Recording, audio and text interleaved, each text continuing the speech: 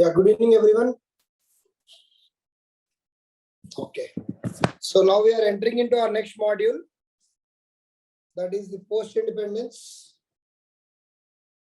Okay, post-independence India and consolidation. Okay, so some of you have written the answers. Yeah, see the first question. Discuss whether the formation of new states in the recent times is beneficial or not for the economy of India. Just take a couple of minutes and give me the framework.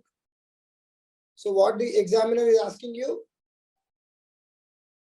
whether the formation of new states in the recent times is beneficial or not for the economy of India. So it can be part of post-independence or part of regionalism also. Okay, you can categorize this into post-independence as well as regionalism. Okay, so they are asking you what are the economic aspects of formation of new states. Give me the framework. Yeah, what is the framework?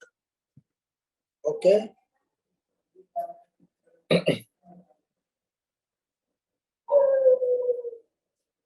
Okay, fine. Good framework. So what will be the approach for this particular question? It's a straightforward question. So for 250 words, the question is being asked. The formation of new states in the recent times is beneficial or not for the economy of India. So the basic underlying demand of the question is economy. So the crux of the explanation should revolve around the economy. However, you can bring up the challenges of political issues and other issues also.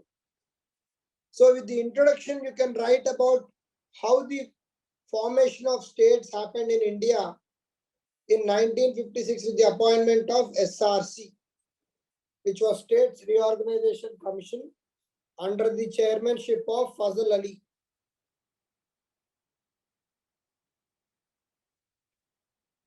You can say that the states reorganization started from that time, and ever since then, the smaller states have been the demand. They were in the demand, and further reorganization was done in the year 2000, where certain states were carved out of the big states because of historical as well as geographical reasons. And then the latest state being 2014, Telangana being separated from Andhra Pradesh, and it became the 29th state, but now it is the 28th state because J&K has become the union territory. In that context, you mention all these slightly in the introduction, and then straight away come to the point how new states in the recent times are beneficial for the economy of India. So whenever you think of new state, think about Telangana only. If you think about Telangana, you know how it has been progressing for the last 7 or 8 years after getting the statehood. So definitely you can mention, if not directly Telangana, you can say new states will create better investment opportunities, employment opportunities for the local youth, then better educational opportunities. Okay, and the social issues pertaining to that region can be addressed. If you take the example of Telangana, the social issues were that Telangana people were not being given enough cultural space in the United States. So that issue is resolved. Now political participation is resolved. Political opportunities and better administration, because the CM is now controlling a smaller state, so they can focus on better administration, better governance. So, and then better contribution to the economy of India. These are the positives. Then what are the negatives or drawbacks? Issues like Naxalism in the states of Telangana and Andhra Pradesh seems to be resurfacing again. The state division issues are going on for years together. Interstate reverse disputes which are taking a severe toll on the relationship between the states, the upper riparian states and the lower riparian states. Sometimes decrease in the per capita income, not having proper education opportunities, health care, skilled manpower, not having skilled manpower, and devolution of taxes is an issue.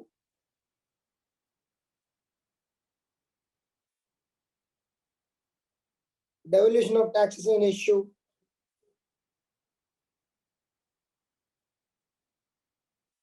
Regional parties, and then lack of political representation, lack of political numbers in parliament. So all these are major issues. So you have given the introduction, positive aspects, drawbacks, and then give way forward. Because it's a 250 word question, you have enough freedom to write way forward. So you write way forward. So what is the way forward? We can say that so far, the creation of new states or smaller states has not harmed the integrity or the unity and fabric of India. So within the constitutional space, we can allow the formation of new states, provided they are not self-destructive. They should be able to sustain themselves. They should not be perennially depending on the government of India. And they should have some historical reason or context in which new states are formed. And then you can go on to propose that some big states can be thought of division for administrative convenience. Example, Uttar Pradesh. There is a very old proposal that Uttar Pradesh has to be further divided into 4 regions. But it is kept pending for political reasons, because Uttar Pradesh, we all know, is enjoying a lot of representation in Lok Sabha as well as Rajya Sabha. So no one wants to divide that state.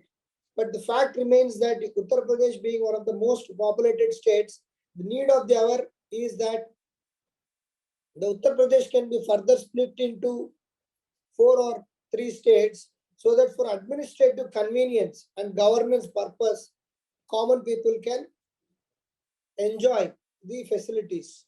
So you can conclude by saying that creation of new states should not be emotional or it should not be irrational. The reason for creation of new states should be administrative convenience, and if there is only historical reason, we have to do it.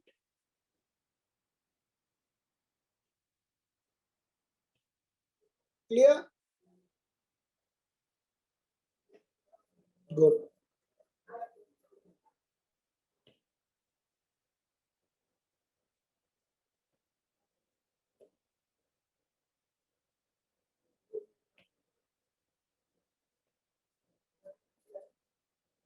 This is a tricky point. Sometimes tax revenue has increased when compared to this. So you can write uncertainty in tax revenue. With regard to Telangana, the tax revenue has increased, right?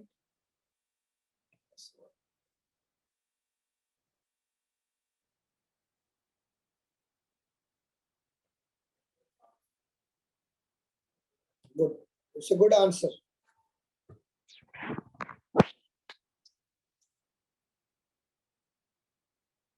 Anil, it's a good answer.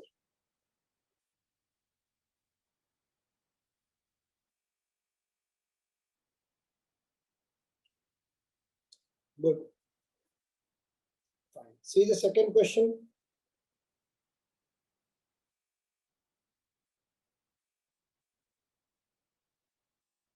Has the formation of linguistic states strengthened the cause of Indian unity? Formation of linguistic states strengthened the cause of Indian unity. So these 3 are the key words in this question. So take 2 minutes and give me the framework.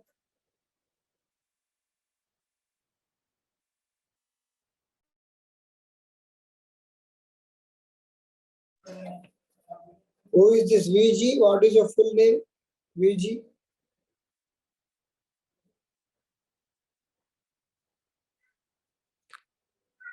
In class, please have full names. No, it's very difficult. Watson, yeah, okay.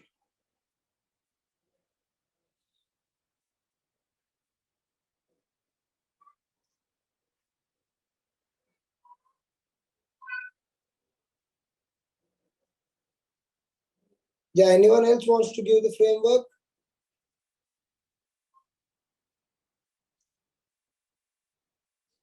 See, again, it's a question which can be categorized into regionalism as well as post-independence. Agree or not?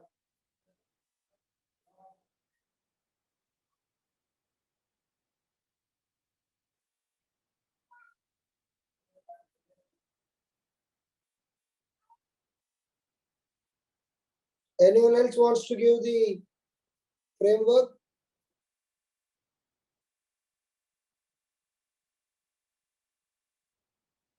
Okay, let's go to the question.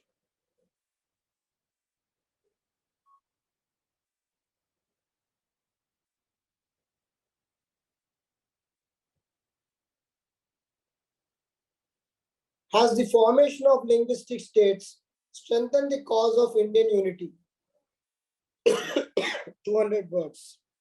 So again, you can introduce here. I'm just switching off the video so that I can write freely. Yeah. So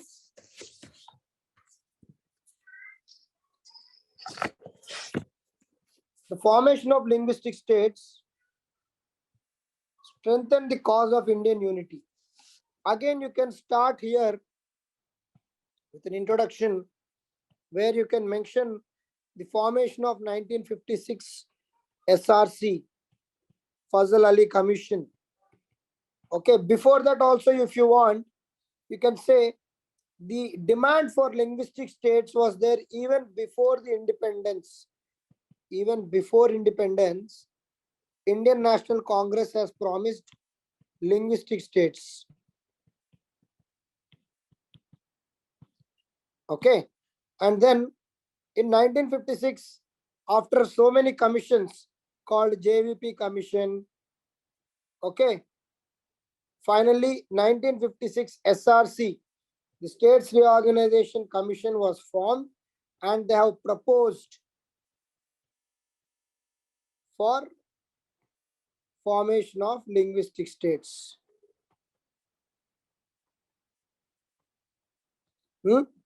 So it started with the formation of Andhra and then continued. So here, this is the introduction or the theme. Then you have to mention what are the strengths. So first, support the statement. Linguistic states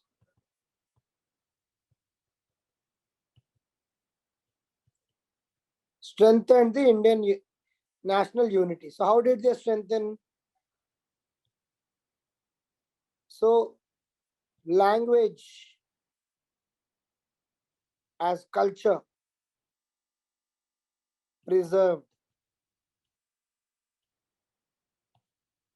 Main demand before independence was met.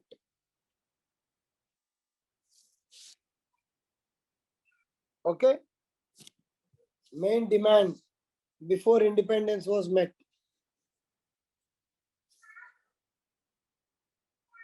And then they achieved development. They achieved development because now the focus was on development. Okay, there was focus on development. Okay, and then it gave India the concept of unity in diversity. Okay, and then political empowerment. So these are the reasons why the Indian unity got strengthened because of linguistic states. Then drawbacks. What are the drawbacks? Regional parties,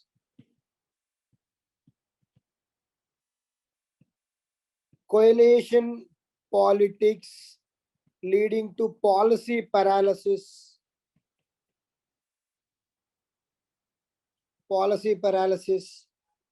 Okay. Sometimes regional jingoism.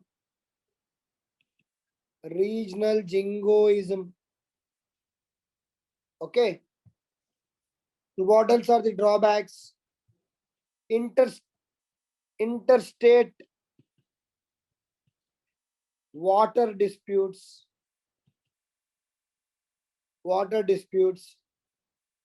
and sometimes minority issues in the state. So these are the drawbacks. Then what will be your final conclusion? Conclusion will be that while linguistic states definitely had certain drawbacks,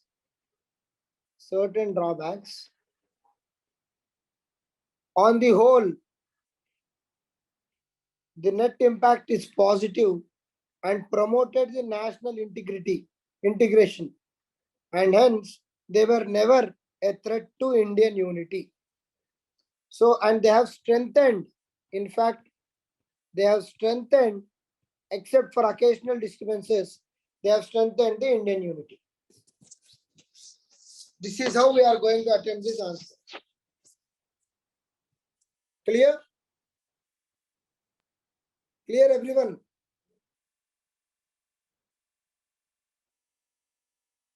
Yes, sir. Is this linguistic issue or cultural issue? Gorkha land is something not exactly related to linguistic issue, right? Tulu Nadu, I agree. Gorkha, they are completely different culture when compared to West Bengal.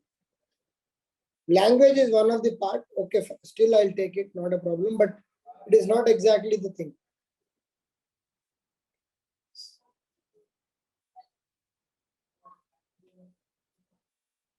Yes, narrow regionalism. Unstable government, use a better word, writing coalition politics leading to policy paralysis. It's a good answer, Vatsalya. So, apart from the points you have mentioned, you can write some points I have discussed also.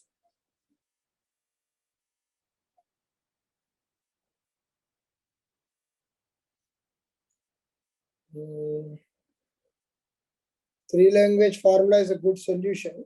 You can also conclude saying it never threatened Indian unity, right? Never did this particular linguism, never it threatened Indian unity. It's a very important thing. Try to mention that. There were occasional disturbances, but it never threatened the Indian unity.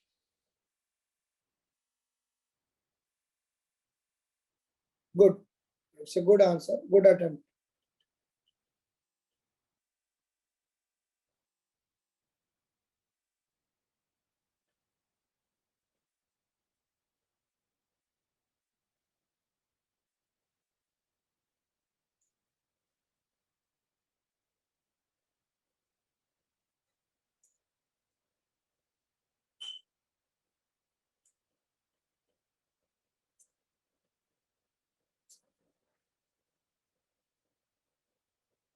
This particular point is not required. You can start from here. Or you can simply mention after JVP commission this came. Yes, sir.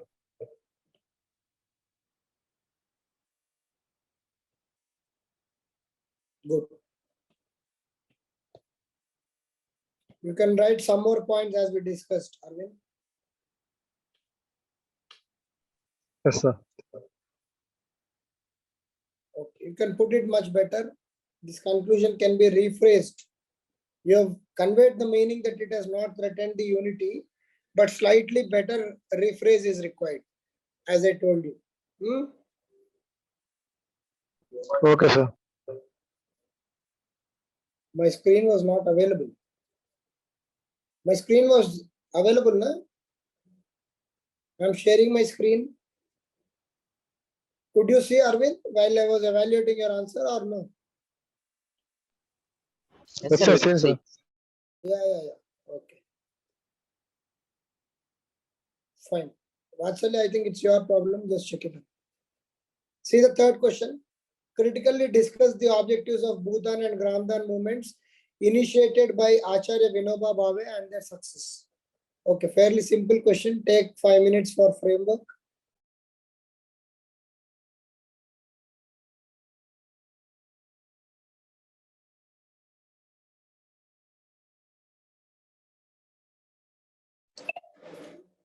Ranjani, so apart from what you have mentioned, I think you have to say how, see the role of Bhutan in attaining social equality and whether it was, how far it was successful. Yes or no? Yes, sir. Basically, I wanted to focus on the positive impact of the Bhutan. No, see, Bhutan initially was a big success, but then unfortunately it could not gain the traction what Acharya Vinoba Bhave thought of, and slowly it died down. We all know that. The actual aim and objective of Bhutan or Gramdan was not achieved. Yes or no? Yes, sir. Right. Coming to this question, critically discuss. First see the term which is given in the question. Critically discuss means, okay, I'll just switch off my video so that I can write.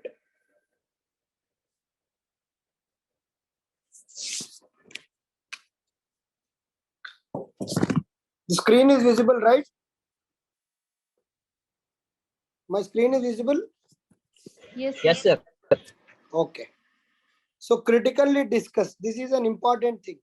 Wherever you see this critically discuss or critically examine, critically analyze, always have this approach of positives, negatives.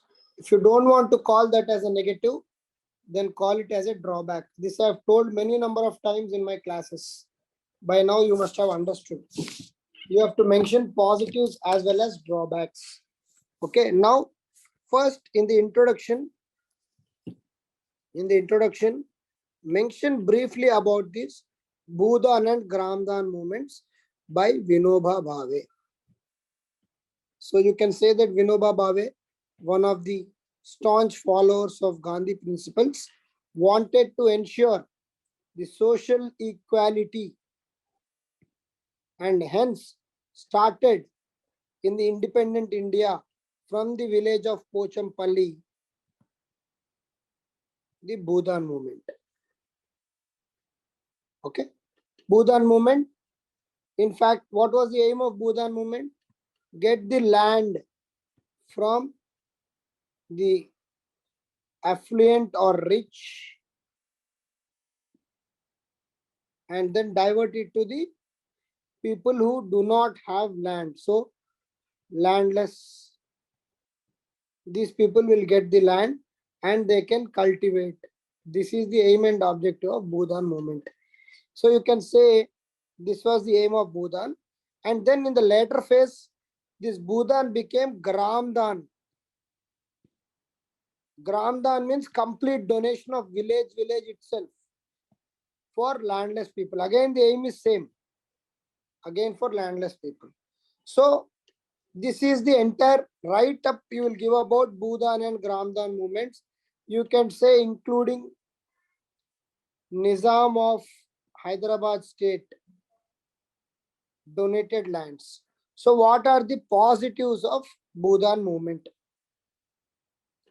So I'll mention what are the, so we'll say positives of Bhutan movement. What are the positives of Bhutan movement? It was initially well received, and people like Nizam of Hyderabad, etc., have donated huge chunks of land. Many landless laborers got titles, promoted social equality.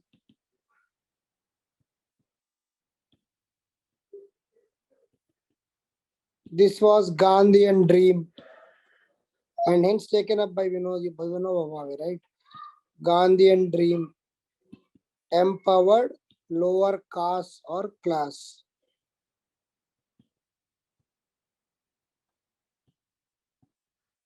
Then what are the drawbacks?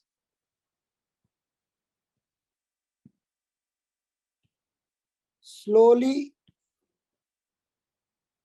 response decreased. It was initially supposed to be only agriculture in these lands, but it got diverted to non-agricultural purpose also. Then donations were not as expected by Acharya Vinoba Bhave. Okay, he thought he would collect lakhs and lakhs of acres, but unfortunately could not do. And then the land reforms of government could not take off. So basically, hesitation to part with lands. So these are the drawbacks. And in conclusion, here I'm just writing conclusion. You can write Bhudan movement or Gramdan movement started off as a very promising movement to achieve much desired equality. However, it could not achieve the desired outcomes, and later the land reforms taken up also could not go up except in states like Kerala and West Bengal. That's all. So it remained a much cherished dream of Acharya Vinoba. Is it clear?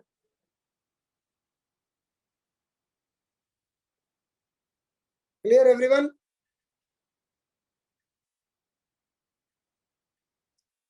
Yes or no?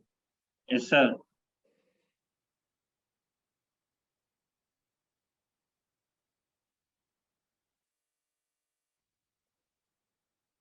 Santa Prasad, clear?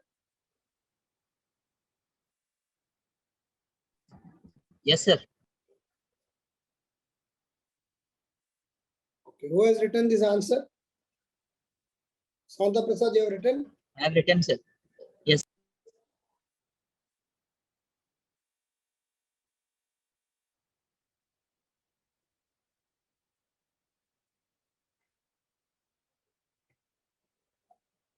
Yes, the trusteeship, good. Trusteeship. Common pooling of all the properties was the dream of Mahatma, trusteeship. In fact, this Tata Trust operate on this particular principle only. Yes.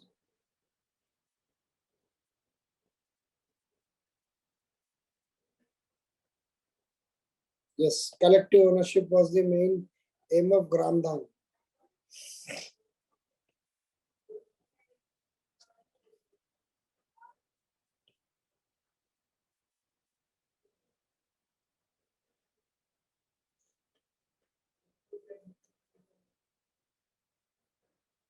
Yes.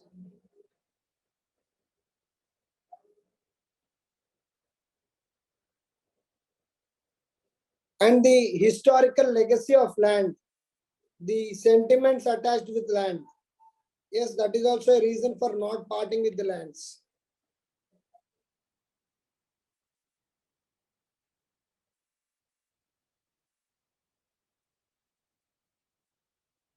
So these acts also were not completely successful, Santa Prasad. Okay, sir. You write that this has led to these kind of movements, but this movement also was not completely successful, right? We know for sure that today the land reforms, the Land Sealing Act, the Land Reforms Act, the abolition of Zamindari Act, all these are on paper, but they were not so successful except in the states of Kerala and West Bengal, right? Okay, sir. See the last question.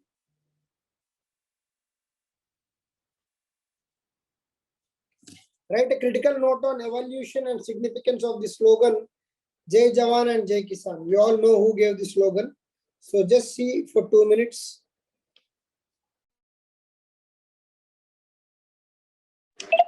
Yeah, am I audible? Yes, sir.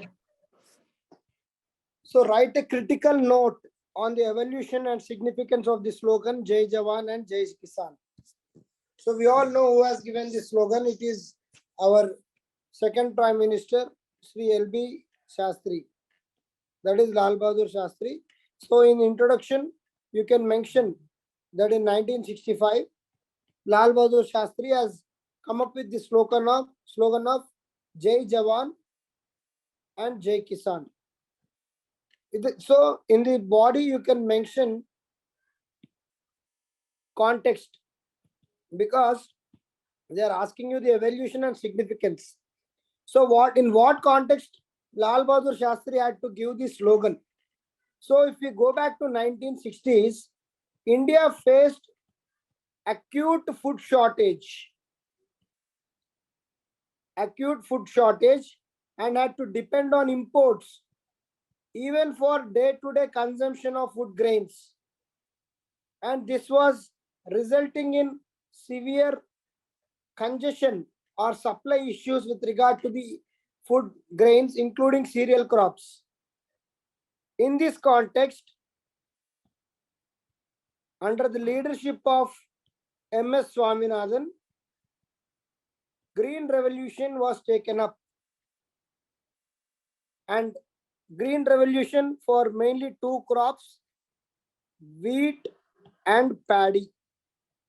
And this resulted in tremendous surplus over next few years. And in this context, Shastri had to give Jai Jawan. Now coming to his next slogan, this is Jai Kisan. In this context, he had to give Jai Kisan. Here, Jai Jawan. We all know during Lal Bahadur Shastri, there was Indo-Pak war which was going on. And lot of soldiers were either wounded or some soldiers died, lost their lives, they martyred, and many soldiers were bravely fighting against the treacherous army of Pak. And as a matter of fact, India has won the 1965 war against the Pakistan. And when India has won this war, he has given the slogan Jai Jawan and Jai Kisan. Of course, he has given this slogan together so we can understand the context, and this is the significance of this slogan. So you can write the relevance of this slogan, because it's a 200 words answer. Relevance of this slogan in present day India. So this can be a side heading. Now what is relevance? Because of Green Revolution, we are able to meet the food security through this National Food Security Scheme of 2013. So even today we have huge deposits of rice and wheat, which is thanks to Green Revolution. And hence, even today, being an economy which is depending on agriculture for close to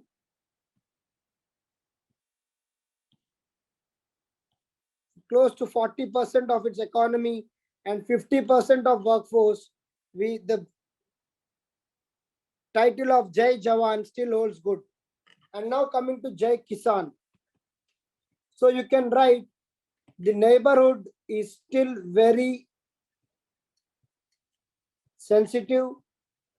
We have issues with Pak, issues with China, okay, and then the Northeast insurgency. So among so many issues, 24/7, Jawans are protecting the border, and hence the slogan of Jai Jawan is relevant even today, because they are the ones who are protecting the porous borders and also protecting us from the threats of enemies. And hence the slogan of Jai Jawan and Jai Kisan is relevant even today, and conclude by saying any country which has to progress has to respect the one who's giving the food, which is the farmer, and one who's protecting the nation, that is the soldier. And hence Jai Jawan and Jai Kisan, a slogan given by Lal Bahadur Shastri, will be relevant for times to come. Clear?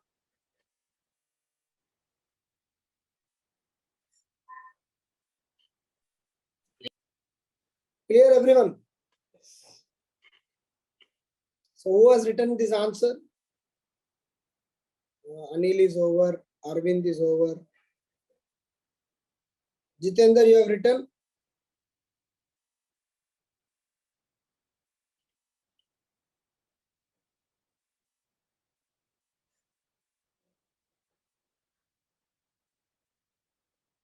Raghu, you have written?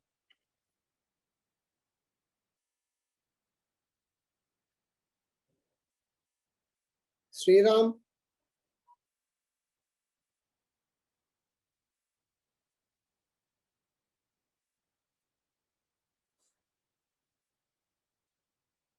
Yes, Sriram has written.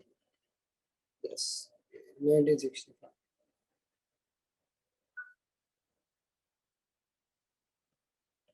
Good. Pakistan war.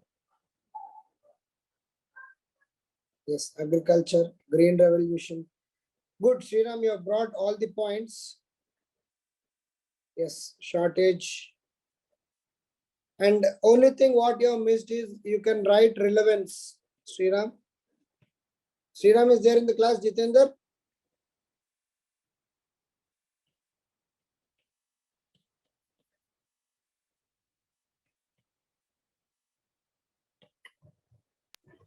No, sir. Okay, relevance in present day. This can be a separate side heading, and just mention the continuity and importance of this slogan. Okay, because if they are asking this question in present context, they are expecting you to give the importance in the present context also. So that becomes very much important. So Sriram, if you happen to see this review, just take care of this feedback and Yes. just Hi. implement. Hello, sir. Who's this? Sriram, sir. Sriram. Yes, sir. Sriram, you have seen the review? Yeah, yes, sir. So actually, I bought it, but I've seen, I listened, sir, but see, because it's a 200-word answer, Sriram, even if it's a 150-word answer, try yes, to maintain at least the last paragraph relevant in the present context. Okay, because they are asking okay, the question. okay, sir. You understood, right? The 1965 slogan, why they are asking in 2022 or 2020, whenever it is, That means we are still in the same position of respecting the farmers and Javans. So thanks Yes, to the sir. farmers, 2030 So National even Food Safety- I think we extended the slogan, right, sir, adding Jai Vigyam. Yeah, that is extended by the present Prime Minister. Yeah, yes, sir. So Jai Vigyan is the science and technology part. So maybe Yeah, sir. that's a good thing. You can write in the conclusion. In the present okay. day, while Jai Jawan and Jai Kisan is a very relevant thing, and with the new technology, Industry 4.0, as rightly said by the Jai Vigyan by Vajpayee, okay. So it was given way back. Yeah. Okay, fine. So as It is Vigyan, sir, not Vignan. Vignan is knowledge, Vigyan is research. okay, Vignan. Okay. So Jai Vignan. Vigyan, fine. So Jai Jai Anusandhan. Anusandhan. So it has become Okay. Anusandhan. So by 2025, it will become something else.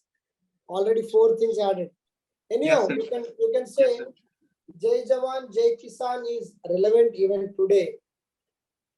And then Yes, apart from that, Jai Vignan, which is knowledge, and Anusandhan is like Anusandhan is innovation and implementation. Research. Innovation Yeah, and research. research.